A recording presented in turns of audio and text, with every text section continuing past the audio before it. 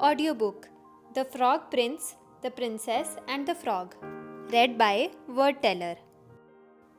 Part 1 The Royal Well. Once upon a time there was a princess. Many a suitor came to the palace to win her hand in marriage. But it seemed to the princess that each one of them looked at her without really seeing her at all. They act like there's nothing more to a princess than her fine crown and royal dresses, she said to herself. One afternoon, after one of these visits, the princess thought, "Sometimes I wish I were little again." She found her favorite ball from childhood, the one that sparkled when she threw it up high to the sun. She took the ball to the palace yard and threw it higher and higher.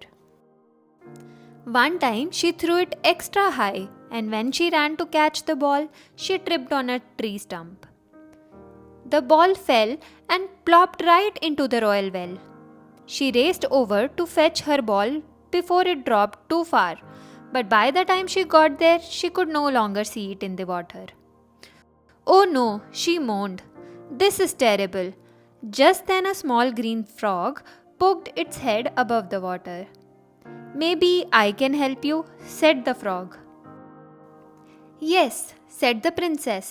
"Get my ball." "No problem," said the frog. "But first, there's something I must ask of you." "What do you mean?" said the princess.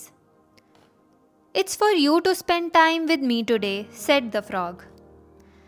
"I'm not sure I know what that means," said princess. "Just spend time with me today," repeated the frog. "All right then, fine," said the princess. "Now please get my ball." "I am on it," said the frog. He dived deep into the well. A few moments later, up he came with the ball held high in one hand. "Thank you," said the princess, taking it from him. She turned to go. "Wait a minute," said the frog. "You promised to spend time with me today." "I already did," she said with a shrug, and the princess walked back to the palace. Part 2 A Special Guest. That night at dinner with her family and the royal advisors, there was a knock on the door. The servant opened the door and saw no one there. The frog, standing down low, cleared his throat. "The princess promised to spend time with me today," said the frog in as loud a voice as he could. "So here I am." "Daughter," said the king from the far end of the table, "did you promise to spend time with this frog as he claims?" "Sort of," said the princess with a shrug. After a pause, she added, "Oh, very well, come on in." The servants quickly set a new place setting for the frog, and he hopped over to the royal dining table. Conversation turned to a topic of concern in the kingdom. None of the royal advisors knew what to do. "Father, if I may," said the princess, "perhaps we could—" "Stop," said the king, cutting off her. "I have enough advisors, believe me." "If I may," said the frog, and it was the first time he had spoken at the table. "There's more to a princess than her fine crown and royal dresses." The princess stared at the frog. How could this little frog and no one else understand such a thing? After dinner, the frog bowed to the princess.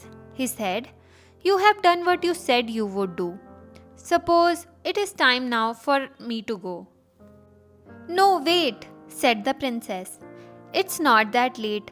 How about a walk in the garden?" The frog was delighted. Part 3 An Evening Walk. The two of them walked in the royal garden, the frog hopping along the stone wall so that he and the princess were at the same level and could talk easily. They laughed about many things. Later, when the sun set, they admired the deep rosy reds it cast in the sky. The princess said, "You know, being with you tonight was a lot more fun than I thought." "I had a very good time too," said the frog. "Who knew?" said the princess with a laugh. She leaned over and kissed the frog lightly on his cheeks. At once, there was a puff of clouds and smoke. The small green frog had changed into a young prince. The princess jumped back in surprise, and who could blame her? The prince quickly told her not to worry, that all was well. Years before, an evil witch had put a spell on him that he must stay a frog until he was kissed by a princess. The witch had laughed an evil laugh, saying, "Like that will ever happen," but it did. Now the prince and princess could get to know each other even better. Years later, after they were married, they had a beautiful setting made for her favorite ball from childhood and placed it on their royal dining table. When the sunlight shone in through the palace windows, the ball sparkled for all to see. That's the end of this story. You have been listening to The Frog Prince, The Princess, and the Frog. If you have enjoyed this audiobook and this performance, then please subscribe to our channel. Thank you for being a word teller listener. If you want audiobook for any of your favorite book, then let us know in comment section. We will be back with another audiobook shortly. Till then, happy listening.